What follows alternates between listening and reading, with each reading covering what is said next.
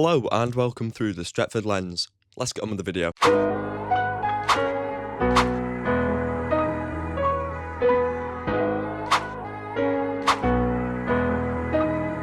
This is my match reaction to the 1-0 win versus Everton.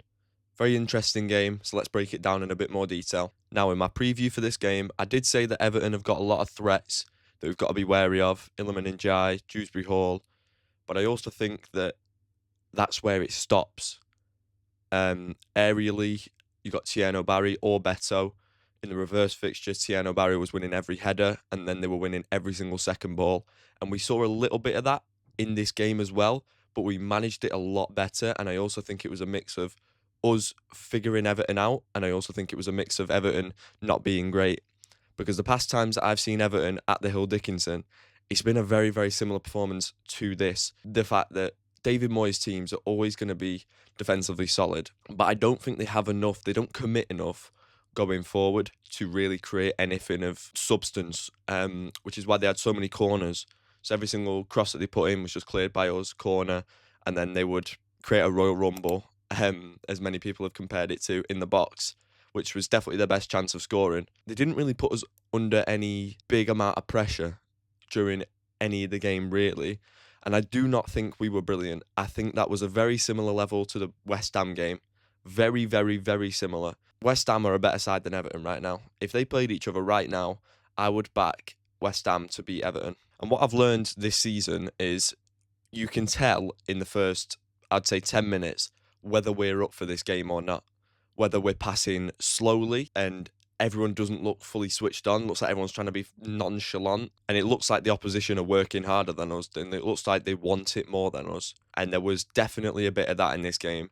So first 10 minutes, I was worried that we were just going to get, not overran, but maybe overworked by Everton. Everton's work ethic would be greater than ours, which is not what I thought would be the case at all. First few seconds in, we've got the ball from kickoff, goes back to Lamens, and I think it was Tieno Barry that was pressing him, and it just comes straight off his head. And I got flashbacks to that De Gea one all those years ago, where it came off Dominic Calvert-Lewin and flew into the back of the net. I got flashback, I got PTSD. But thankfully it didn't go in the back of the net. But a thing like that early in the game, you're giving a reason for the crowd to get up for it. You're giving a reason for the players to build a bit of confidence in the game, which is not what you want to do the first few minutes. So it was a bit of a shaky start, but it happens sometimes, do you know what I mean? But the first few minutes, Yoro looked really shaky on the ball. I don't mean to single him out, but I just thought he'd slot in there. Every single time he's come on as a sub, he's looked a lot bigger, he's looked a lot stronger, he's looked a lot more confident, and his chance in the team now, Martinez is injured. I really thought he was going to take it with both hands. And in the end, he took it with both feet. And he had 2 fucking left feet in this game for most of it. He grew into it, don't get me wrong. But I just wasn't expecting him to be as shaky as he was.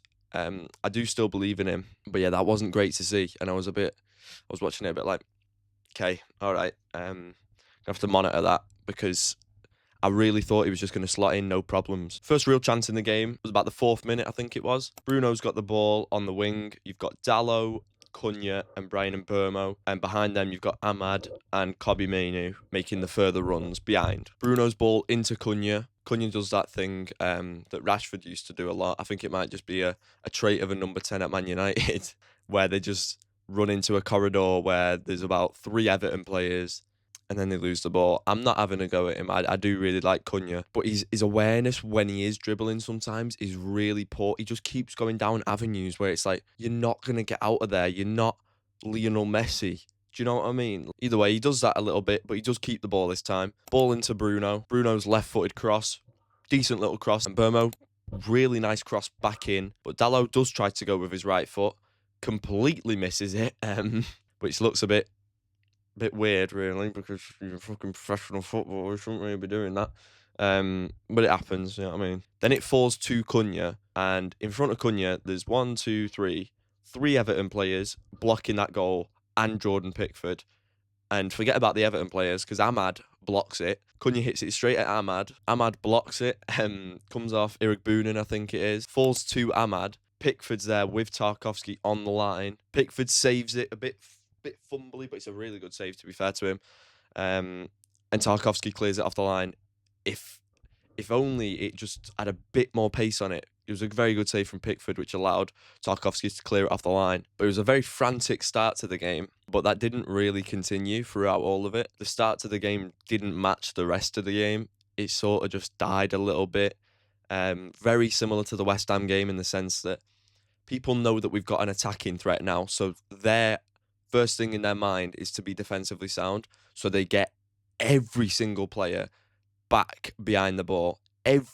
All 11 are behind the ball. If you watch our games against West Ham and this Everton game, how hard people work defensively in the first half just to try and keep us out because they know the threat that we've got going forward now, which is very, very boring, really. Like, just play your own game. Don't try and be defensively. It's just not going to create a good game for the neutral or for anyone watching. And I get it. This is what Everton does. This is what David Moyes does. This is what West Ham had to do. But it's just not the nicest to see, is it? And it also makes us look a bit worse. But we have to realise we have to figure out how to break down a low block. And that's for us to figure out, you know what I mean? Second chance of the game is for us again. Bruno, ball in, cleared straight away. Out to Diogo Dalot. And Dalot hits this volley and he connects with it sweetly. And it is very, very, very close to flying into the back of the net. Very similar to Matic versus Crystal Palace. That's what I thought about straight away. And Dalot can hit them, to be fair to him. And then the rest of the half, I wouldn't say much happened. We started the better side, I would say, but that's wasn't us being good. It was Everton being more poor than anything. And then they grew into the half, I would say. We were just very sloppy, too slow, too easy to read for most of this game, which is a real shame to see. And I was getting really frustrated watching it because we know now teams like this, Everton, West Ham, teams that are lower than us are going to sit back defensively because that's what they're focused on. They don't want to get battered. They know that if they take those risks, we will get goals. So we've got to know how to break down a deep defence. And the way to do that is move the ball quickly and be proactive on the ball.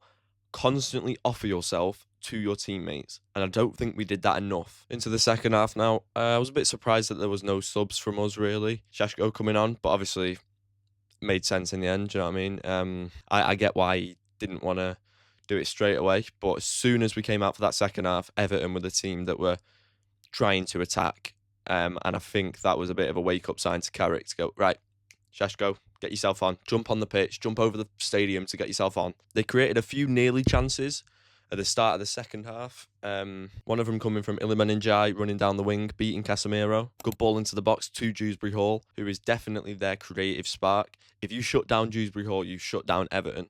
They will not create a chance from open play if you shut down Dewsbury Hall. The fact that there's no Grealish there, he is the main source of everything that Everton do that is good. Everyone swarms to Dewsbury Hall. No one is marking Armstrong or Gay, which is really, really poor. The ball gets played across to Armstrong, and it's a decent effort from him. One that you would expect Lamens to save. Probably should have put it more in the corner, to be honest, but it's a big chance for Everton. Only 2 minutes into the half, which I was really annoyed about because you start that game with the Lamens mistake, sort of a mistake, and you go, right, lads, don't give him a reason to get up, don't give him any confidence, and then we start the second half like that, and it was like, right, we've just done the same thing again, essentially. Inviting pressure and letting them play their game. And it was quite infuriating to watch. But second half, I think Mainu was really, really, really good second half. Going forward, that is. And this is a prime example of this. Mainu picks up the ball in the midfield. Nice little movement to get away from Dewsbury Hall. Then gets away from Branthwaite. Brilliant ball into the box. Fantastic ball. The awareness to know where Bryan Mbeumo is. That was the best bit of quality that we've seen in the game thus far. And it looks like Bryan Mbeumo's just going to tap it into the net.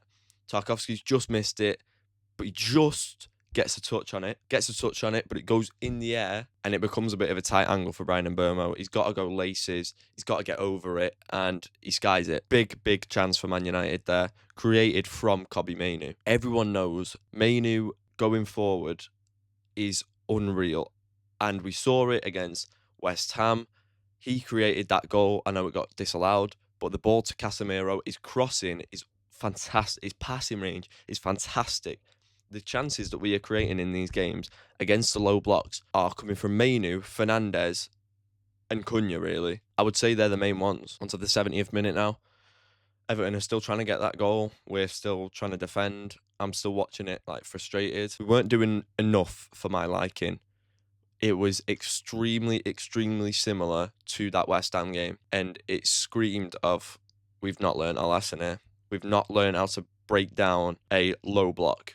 It's something that we've always struggled with. We struggled under Solskjaer to do it. I just hope that we can find out how to do it and find a way to get the goals to get past these sorts of teams. Because if we're going to drop points for the rest of this season, which we will drop points, it will be because of this sort of thing. It'll be a low block and we can't break them down, and then the other team will win 1-0 or something like that. So we've got to do our best to get a goal or 2 or 3 when we can and take those counter-attacking opportunities. I would say we created one good counter-attacking opportunity and thankfully we took it. Maguire heads it clear, which he was doing all game. I thought Maguire was really, really solid, as he always is. Ball's out to SESKO. SESKO lays it off to Shaw. Shaw passes it to Cunha. Cunha's first if you just watch Cunha's first touch there, look at how positive that touch is. There was not enough of that in this entire game. That taking that touch and instantly turning towards the goal, that's what you want to see. That's how you find the passes that are forward, like the one that he found to Bryan Mbeumo. The pass is brilliant, but it comes from that first touch of not being negative. He could have passed it to either SESKO, Bruno, Mainu, Maguire, any of those that's more backwards than this ball that he does here. But it comes from that touch of being positive. We did not do that enough. Casemiro was really, really negative in this game, and I was getting frustrated at him for it. This goal comes from positivity from Cunha and quality from Cunha. Takes one more touch. He's seen Bryan Mbeumo on his bike. He knows he's got pace. It's a fantastically executed ball by Cunha. Bryan Mbeumo versus Michael Keane. There's only going to be one winner. And I'm just going to stop it there. Doing a Jamie Carragher. You see, for me, you've got Bryan Mbeumo and Benjamin Sesko. Two very, very, very quick players. Do you know what I mean? Right, enough of that now. You got Bryan Mbeumo and Sesko. Both of those players I would back in a sprint race with Tarkowski and Keane. Very slow centre-backs. And this is what we should have exposed a lot more. We should have won this game 2 or 3-0 by the end because the counter-attacking opportunities were there. They were committing a lot of men forward by the end. Anyways, it's a brilliant ball by Cunha. Bryan, he's letting the ball bounce. He's holding it up a little bit. I think he sees Sesko at the corner of his eye. And the fact that he fumbles on the ball a little bit creates a perfect passing opportunity to Sesko. Sesko blitzes Tarkowski, leaves him for dead. He's so fast. He was the fastest player on the pitch, clocking in with that run. And his face was just like not... He didn't even look like he was going 100. The potential for this man is through the roof. It really, really is. And you could see it coming. And I was screaming, play the ball, play the fucking ball, Bryan. Bryan, play the fucking ball. And it's a really nice pass from Bryan Mbeumo. It's one as a striker or any player on the pitch, you want to be coming onto that just to wrap it with your right foot. It's a great pass because it's in front of him. It's close enough to the goal where he would back himself. Right-footed shot across the keeper. Pickford's covering that side of the goal, but he still can't stop it because of the power that Sesko gets on it. It's a lovely, lovely, lovely finish. And Sesko is forcing his way into this team. He really, really is. I was expecting him to start this game. And when I didn't see him start this game, I was like, oh, that's the first red flag. It's the first red flag from Carrick, in my opinion. But we won the game, so I can't go into him at all. And I don't want to go into him because he made the sub in the end. He made it at the right time, and it created the goal ultimately. But against Palace, Sesko has to start that game. Sesko has to. That is a non-negotiable. That man has to start that game. Sesko is looking better and better and better week in and week out, and that is exactly what we want to see. He's 22 years old. You can see the belief in himself now. He's not doubting himself in the English game anymore. He is confident in himself to come off the bench if he needs to and get that goal, that all-important goal, and it's unreal from him. And he has earned his way into that starting 11. Now, into like the 80th minute, this is where Everton really went for it. They made an attacking change. They brought on Beto for Irakbunin, I think it was. They made a few very, very attacking changes. I'm just going to stop it there. You got Tarkowski and Keane as the two centre-backs. They are beyond the halfway line. There's no one beyond them. So that is it. That is their line. Their line is in our side of the half, which is mental. They've got 1, 2, 3, 4, 5, 6, 7, 8, 9, 10. So you've got 8 across the front line and then your two centre-backs beyond the halfway line. But they needed a goal, so I completely get it. Big chance from them. I say a big chance. It was a big chance out of nothing, really. Michael Keane, very, very good strike. We've seen him hit him before. It's a really, really good effort from him. And Lamens, brilliant tip over the bar. And while we're on that save from Lamens, I just want to give a big round of applause to him, because dealing with those corners, I was stressing my head out that we were giving him that many corners, because that's all they were going to score from. That sort of fumbly, rumbly, everyone pushing everyone sort of thing, and it just goes in the back of the net. Lamens dealt with those fantastically. The way that he keeps the ball, he doesn't just save it, he doesn't push it into areas where it's like, oh, someone's just going to tap it in, like Onana used to do, and Bayindir used to do. Bayindir would have got bullied on those corners and those set pieces. He would have been on the floor. They probably would have scored about 4 goals. I'm not trying to dig those players out, but Lamens has come into this club and been fantastic. Absolutely brilliant. I love him as a keeper. He's exactly what you want. He's exactly what you want. His hands are, you just trust them. He holds the ball when he can. He punches when he can. His claims, his high claims are fantastic. He is a perfect, perfect goalkeeper. And that's all we wanted. We wanted a bit of security in the net, because it had been fucking ages since we've had that. And I just think that this performance highlighted that. He got man of the match on Sky Sports. Completely get that. He was my man of the match as well. People like to give man of the match to the goal scorer usually, which would have been SESKO. And I wouldn't have complained about that, but I would have said Lamens deserves it more, because after that first little shaky bit where his clearance was blocked in the first few seconds of the game, he was fantastic. Really, really assured. And make no mistake about it, we won this game because of SESKO's finish and the quality on the break from that one counter-attack. All you need is one counter-attack. And Lamens being a very confident, assured goalkeeper. Into the 93rd minute now. I don't think Bruno had a very good game at all. He keeps on losing it in the positions where it's like, why have you give it away there? He keeps on losing it in positions where Everton have got runners. Like, he keeps doing that, and it's really frustrating me. And he did it here in the 93rd minute. We were doing well to wind the time down. They weren't really doing much.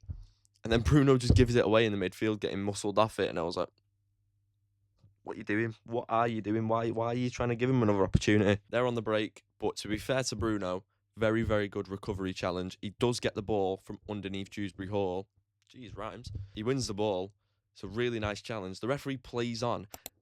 He's playing on when it's not a fucking foul. So I don't know what he's on. Tyreek George picks it up. He drives with it. He's going to do that. He's a winger. They want to make an impact. That's what they do. That's their game. He's allowed to travel a very long way, approaching the edge of the box, and ultimately he decides he's going to shoot. And he gets a lot of power behind that strike, and Lamens holds it brilliantly. I think that sums up his performance and our defensive performance, really. Lamens earned that clean sheet by holding those balls.